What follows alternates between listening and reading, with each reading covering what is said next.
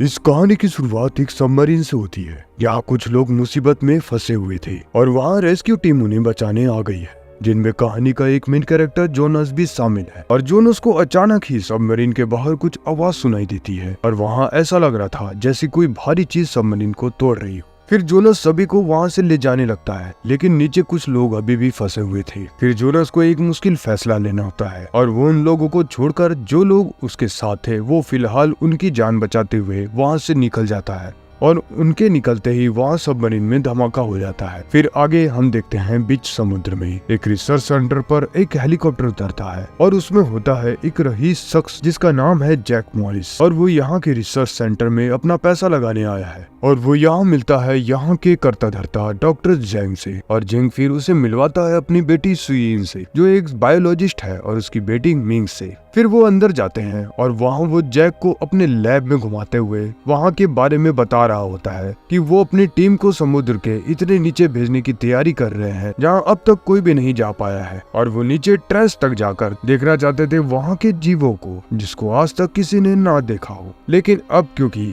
Jack ने इस research में अपना बहुत सा पैसा लगाया हुआ था तो वो इसे लेकर अब सीरियस होने लग गया था। वहीं अब रिसर्च टीम समुद्र के एक लेवल नीचे बादल को पार कर निकल चुके थे और वहां पहुंचकर वो सभी वहां का नजारा देखकर हैरान थे, क्योंकि वहां का नजारा उनकी कल्पना से भी ज्यादा अद्भुत था। और वहां जैक और डॉक्टर जेंग ये देखकर अंदाजा लगा रहे होते हैं कि ये रिसर्च उनके लिए कितनी ज्यादा फायदेमंद होने वाली है। लेकिन तभी वहां की रिसर्च टीम को वहां उनकी स्क्रीन पर कुछ अजीब नजर आता है। फिर एक रोबोट की मदद से ज्यादा रोशनी कर उसे देखने की कोशिश की जाती है, लेकिन वो रोबोट भी वहां बर्बाद हो जाता है। फिर वहां उन पर किसी बहुत खतरनाक जीव ने हमला कर दिया था और अब देखते देखते वहां का सिग्नल भी कट जाता है और वहां सभी समझ जाते हैं कि वहां उन पर किसी जीव का हमला हुआ है।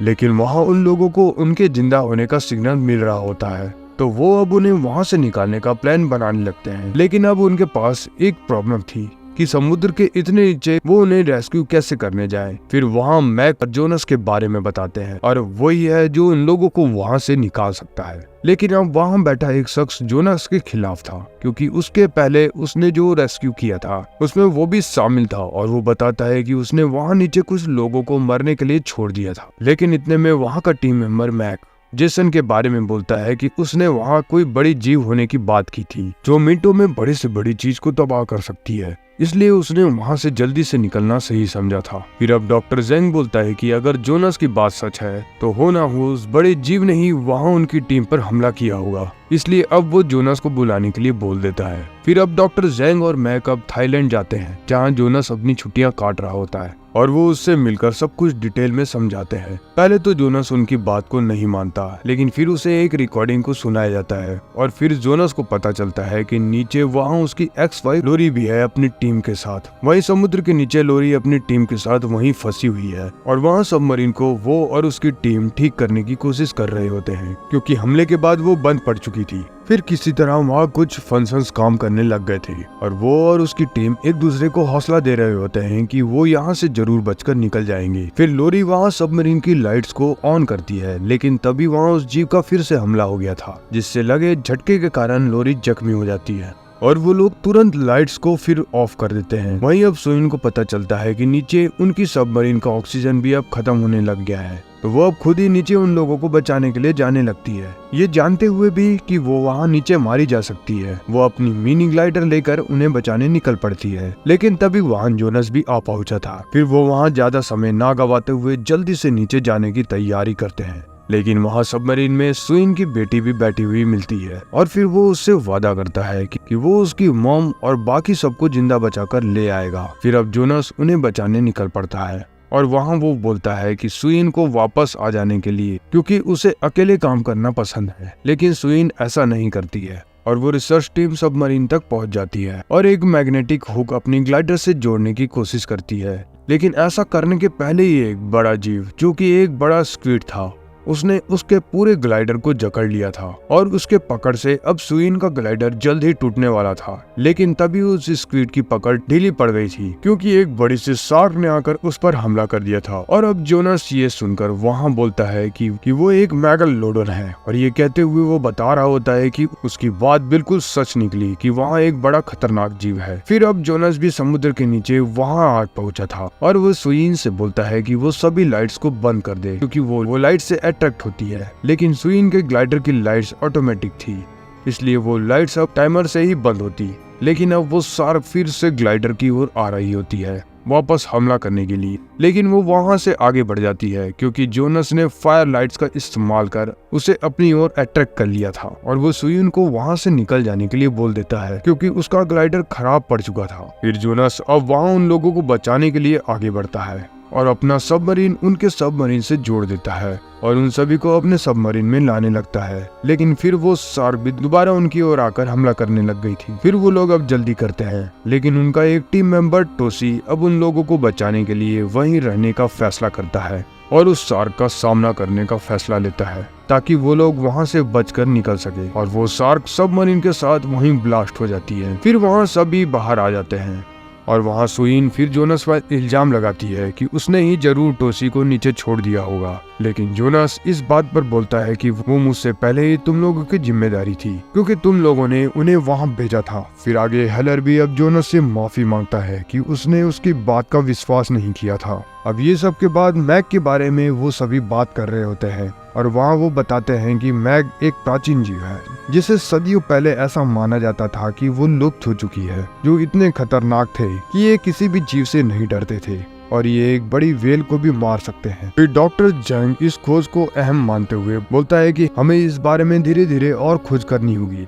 लेकिन वही जैक, जिसका पैसा यहाँ लगा हुआ था, वो बोलता है कि उसे जल्द से जल्द इस खोज से फायदा चाहिए। फिर वहाँ जोनस आकर बोलता है जैक से कि वो हमेशा फायदे के बारे में ना सोचे क्योंकि अगर वो इस खोज को जारी रखते हैं तो यहाँ सभी इंसानों की जान खतरे में पड़ सकती है। लेकिन जैक को अब भी अपने फायदे की ही पड़ी थी और वो इस खोज को आगे बढ़ाने के लिए बोल रहा होता है। लेकिन अब खतरा खुद उन तक आ पहुंचा था क्योंकि नीचे से वो मैग अब ऊपर आ चुकी थी और वो आते ही उनकी पालतू वेल्स को खा जाती है। फिर वहाँ इमरजेंसी लागू कर दी जाती है और आगे वहाँ बताया जाता है कि जब जोनस अपनी सबमरीन लेकर टीम को बचाने के लिए गया था तो उसकी सबमरीन से वहाँ नीचे से थर्मल क्लाउड का रास्ता कुछ देर के लिए मैग के लिए खुल गया था, जिससे कि उनका मानना था कि वहां से कई मैग निकलकर आ सकती है। लेकिन वो रास्ता कुछ ही देर के लिए खुला था तो इसलिए एक ही शार्क ऊपर आई है। फिर जोनस बोलता है कि हमें टाइम वेस्ट ना करते हुए फौरन ही उसे मार देना चाहिए क्योंकि वो यहाँ के लिए बहुत बड़ा खतरा बन सकती है। लेकिन सुइन उसे मारना नहीं चाहती थी क्योंकि वो उसके लिए एक नई खोज थी। वहीं फिर दोनों ने मैग के हमले के बारे में पता चलता है तो फिर वो सभी वहाँ निकल जाते हैं। लेकिन वहाँ पहुँचने तक वहाँ वो पूरे बोट को बर्बाद कर चुकी थी। फिर अब सभी मैग को कैसे पकड़ा जाए इस पर बात कर रहे होते हैं। तभी जैक बोलता है कि उस पर एक ट्रैकर को लगा दिया जाए ताकि उसका पता लगाया जा सके। अब ये काम मैग के पास जाकर करना होता है जिसका जोखिम फिर से एक बार जोनस ही लेता है। फिर वो जाकर उस पर ट्रैकर को लगा देता है, लेकिन उसे खींचते वक्त पानी में हलचल के कारण वो जोनस की तरफ आने लगती है। फिर अब बोट को तेजी से दौड़ाया जाता है और जोनस को अंदर खींचे जाने लगता है और मैग भी अपने बड़े दांत लिए जोनस के पीछे ही थी। लेकिन फिर जोनस को बोट में एंड टाइप पर खींच लिया जाता है जिससे वो बच जाता है। फिर अब जैक्स, जो वहाँ की इंजीनियर थी, उसने एक ऐसा केस तैयार किया था जिससे शार्क के लिए तोड़ा जाना नामुमकिन था, तो उसमें अब सुइन जाती है ताकि वो मैग को इंजेक्ट कर सके। लेकिन उसके ऐसा करने के पहले ही वो केज को अपने जबड़ों में पकड़ लेती है और उसे लेकर आगे बढ़ने लगती है। अब वो केज बोट के साथ बंधी हुई थी तो बोट भी केज के साथ आगे बढ़ रही होती है। फिर अब सुइन मैग पर जहर को इंजेक्ट कर देती है, लेकिन फिर भी वो पीछे से आकर अब केज को निगलने लग गई थी। तो अब जोनस भी उसे बचाने नीचे कूद पड़ता है और फिर वो किसी तरह उसे केस से निकाल लेता है। लेकिन वो मैग वापस आकर उन पर हमला करने लग गई थी, लेकिन जो चारा उसके लिए छोड़ा गया था उसके वायर में फंसकर वो वहीं रुक जाती है और अब उस पर इंजेक्ट किया हुआ जहर भी काम करने लग गया था, जिससे अब जोनस और सुइन वहां से बचकर निकल जाते हैं। फिर अब मैग का खात्मा उस जहर से हो चुका था तो वो लोग उसे अपने बोट पे पकड़कर ले आते हैं। अब जैक वहाँ मैग को पकड़ लेने की वजह से खुश था क्योंकि अब इस पर एक्सपेरिमेंट कर वो इससे अच्छा पैसा कमाने वाला था। लेकिन वहीं डॉक्टर जैंग इतना खुश नहीं था क्योंकि इस खोज के चलते उसका एक आदमी तोसी मारा जा चुका था। लेकिन फिर अचानक एक और मैग वहां आकर वहां एक बंदे के साथ उस मरी हुई मैग को भी खा लेती है और उसके हमले से सारा बोट पलटी हो जाता है। फिर डॉक्टर हेलर और जैक्स पानी में ही थे और मैग उनके पास मंडरा रही होती है। फिर हेलर जैक्स को बचाने के लिए मैग को अपनी ओर बुलाता है और वहीं वो अपनी कुर्बानी देते हुए जैक्स की जान को बचा लेता है। वही टीम का मेंबर डीजे बावला हो चुका था ये सब देखकर। लेकिन अब डॉक्टर जैंग की हालत खराब थी तो वो सब अब जल्दी से लाइफ बोट में बैठकर वहां से निकल जाते हैं। लेकिन मैग भी अब उनके पीछे थी। फिर जैक के एक फोन कॉल से उसके आदमी आकर हेलीकॉप्टर से वहां आकर मैग पर हमला करते हैं और ट्रैकर लगा देते हैं, जिससे फिलहाल मैग पानी के अंदर चली जाती है। फिर वो सभी अब स्टेशन में आ पहुंचते हैं। लेकिन डॉक्टर जैंग अब नहीं रहा था तो जैक भी अब इससे हताश होकर अपने प्रोजेक्ट को बंद करने की बात करता है और मैग को खत्म करने की बात करता है और मैग के बारे में आसपास के सभी देशों को बताने के लिए बोल देता है। फिर वो मैग को मारने के लिए अपने बंदों के साथ खुद ही निकल पड़ता है और उसे बॉम्ब से अपने आदमियों के साथ मार भी डालता है। लेकिन वो पास जाकर देखता है तो वो वेल निकलती है और मैग भी पीछे ही आ रही होती है तो बोट को जल्दी से वहां से भगाया जाता है। लेकिन फिर जैक वहां बोट से गिर पड़ता है तो मैग आकर उसे अपना खाना वेल के साथ बना लेती है। फिर अब सुबह को सभी को मालूम पड़ता है कि मैग मारी नहीं गई है तो अब सभी मैग को उस पर लगे ट्रैकर से उसे ढूंढकर मार देने का प्लान बनाते हैं। अब मैग पास के ही एक बीच की ओर बढ़ रही होती है तो वो लोग वहाँ मैग के बारे में बता देते हैं। लेकिन उनकी बातों पर कोई विश्वास नहीं कर रहा होता है और वो लोगों का मानना था कि मैग जैसी कोई शार्क नहीं हो सकती।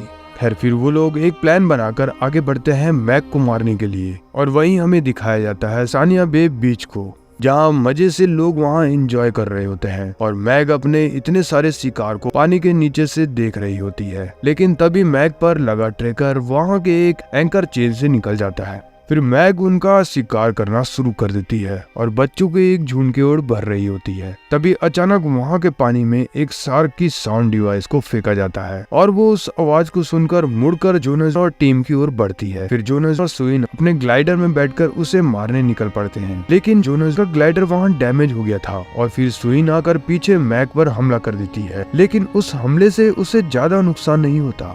जोनन भी उस पर हमला करने लग गया था लेकिन उसका ग्लाइडर डैमेज होने के कारण मिसाइल वहां जाम हो गई थी। फिर मैग आकर जोनस पर हमला कर देती है लेकिन जोनस किसी तरह अपने आप को वहां से बचाकर निकल जाता है। वहीं दो हेलीकॉप्टर टकराते हैं और शिप पर आकर गिरते हैं, जिससे वहां सभी अपना बचाव करते हुए पानी में कूदते हैं। फिर सुइन को अपनी बेटी की फिक्र होने लगती है तो जोनस उसे वहां से जाने के लिए बोलता है। फिर सुइन जाकर सभी को पानी से निकालती है और वो सभी देखते हैं कि मैग उन्हीं की तरफ आ रही होती है। फिर जोनस अब जोखिम भरा फैसला लेता है और मैग से सीधा भिड़ने के लिए जाता है। फिर वो अपने ग्लाइडर से उसे नीचे से चिरता हुआ निकल जाता है लेकिन फिर भी मैग आकर उसके ग्लाइडर को अपने बड़े दांतों में चबाने की कोशिश करती है। फिर जोनस अब अपने ग्लाइडर से बाहर आ जाता है मैग के उसे पूरा चबाने के पहले और निकलकर मैग पर हमला कर देता है और उसकी आंख में एक रॉड को घुमा देता है और फिर दूसरी नॉर्मल शार्क आकर उसे खाना शुरू कर देती है। तभी एक नॉर्मल शार्क जोनस की ओर आने लगती है लेकिन अचानक वहां सुइन आकर उसे बचा लेती है